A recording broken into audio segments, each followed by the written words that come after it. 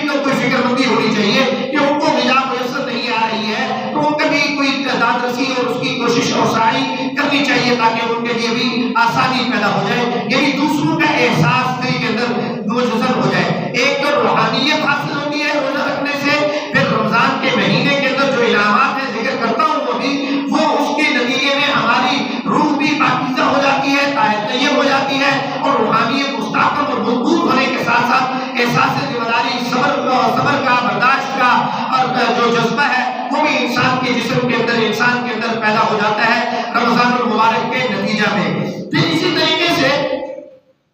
رمضان المبارک کا جو ماہ مبارک ہے، اس میں اللہ تبارک و تعالیٰ رب العزت نے اس آیت کریمہ میں فرمایا یہ وہ مہینہ مبارک ہے، رمضان وہ مہینہ ہے جس میں ہم نے انزل فیہ القرآن، جس میں ہم نے قرآن کریم کو نازل کیا ہے۔ اور قرآن کریم کون سی کتاب ہے؟ فارسی کے ایک شاعر نے کہا ہے کہ آن کلام زندہ قرآن حکیم، آن کلام زندہ قرآن حکیم، حکمت او لا یزال اصل قدیم۔ یہ قرآن کریم وہ کتاب ہدایت ہے جو زندہ اور جاوید ہے۔ 1400 برس گزر چکے ہیں، اب 1446 میں ہم چل رہے ہیں، ہم اس صدی سے جو 15ویں صدی سے گزر رہے ہیں اسلامی سن تاریخ کے اعتبار سے، لیکن قرآن کریم کی آب و تاب، قرآن کریم کا وہی تاثیر، قرآن کریم کے اندر سے وہی نورانیت، وہی روشنی، وہی ہدایت کی شمع پھوٹتی چلی جا رہی ہے جو 1400 سال پہلے حضور نبی محمد صلی اللہ علیہ وسلم کے قلب اطہر پہ جب نازل ہوا اور پھر صحابہ کرام نے سنا اور صحابہ کرام نے اس کو اپنی عملی زندگیوں کے اندر اختیار کر لیا تھا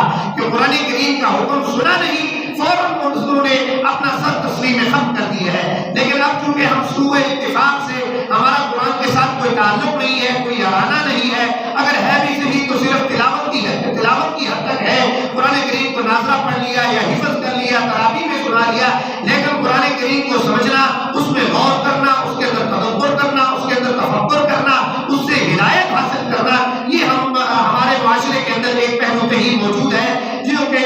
پسندیدہ اور محبوب چیز نہیں ہے۔ چنانچہ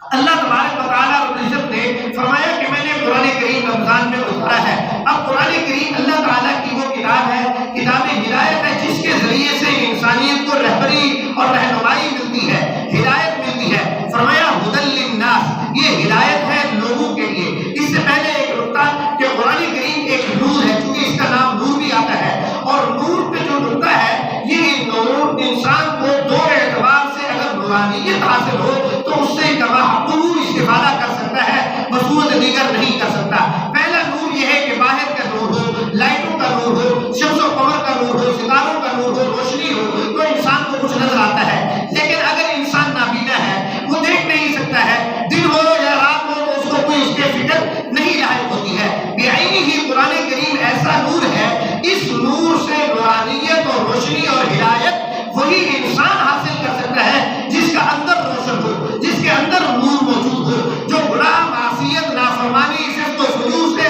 اللہ تعالیٰ کی ناراضگی کے امور سے اجتناب کرتا رہنے والا ہو، وہ اس سے ہدایت حاصل کر سکتا ہے، بصورت دیگر کوئی اور ہدایت حاصل نہیں کر سکتا۔ چنانچہ دیکھتے ہیں ابو جہل ہے، آپ صلی اللہ علیہ وسلم کا رخ انور دیکھتا ہے، لیکن آپ صلی اللہ علیہ وسلم کو دیکھنے کے باوجود صحابہ کہتے ہیں کہ حضور نبی محمد صلی اللہ علیہ وسلم کا چہرہ انور، رخ انور اتنا منور ہے، اتنا روشن ہے، اتنا جمیل ہے کہ شاعر نے کہا یا صاحب الجمال و یا سید البشر من وجهك المنیر لقد نفر القمر لا يمكن الثناء كما كان حقه بعد خدا بزرگ کوئی قصہ مختصر۔ انہوں نے کہا کہ اس چاند کے، چودھویں کے چاند سے بھی زیادہ نورانی چہرہ ہے، لیکن ابو جہل آپ صلی اللہ علیہ وسلم کا دیدار بھی کرتا ہے، معجزات بھی دیکھتا ہے، آپ صلی اللہ علیہ وسلم کی مٹھی میں بند مٹھی کے اندر پتھر کلمے پڑھنے لگ جاتے ہیں، لیکن ابو جہل کا اندر نور سے خالی تھا، ظلمت گدا تھا، تو اس کے اوپر اس کی کوئی تاثیر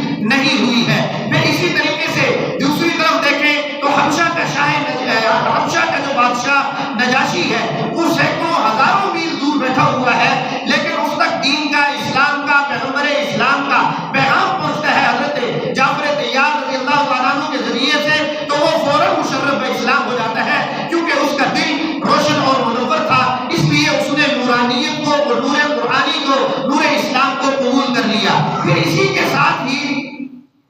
جو آگے فرمایا شہر رمضان الذی انزل فیہ القرآن ھدی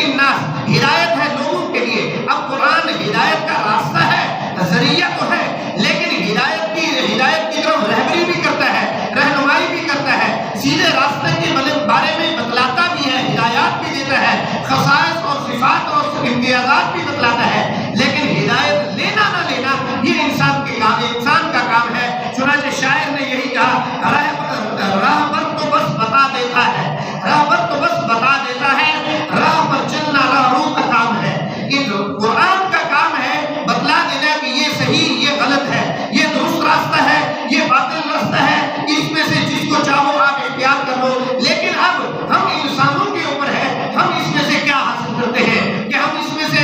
یہود و نصارہ والا کام تو نہیں کرتے. افتؤمنون ببعض الکتاب وتکفرون ببعض, کہ وہ کچھ باتیں میٹھی میٹھی باتیں لے لیتے ہیں, کبھی کبھی باتوں کو چھوڑ دیتے ہیں کہ ہم روزہ نہیں رکھ سکتے, ہم تراویح نہیں پڑھ سکتے, ہمیں کھڑے ہونے میں مشکل ہے, ہمیں قرآن پڑھنے میں مشکل ہے, ہم روزہ رکھیں گے تو شوگر کا مرض ہے, بلڈ پریشر کا مرض ہے. یعنی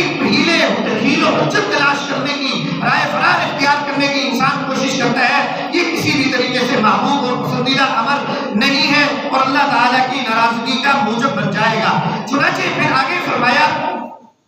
هدى للناس وبينات من الهدى,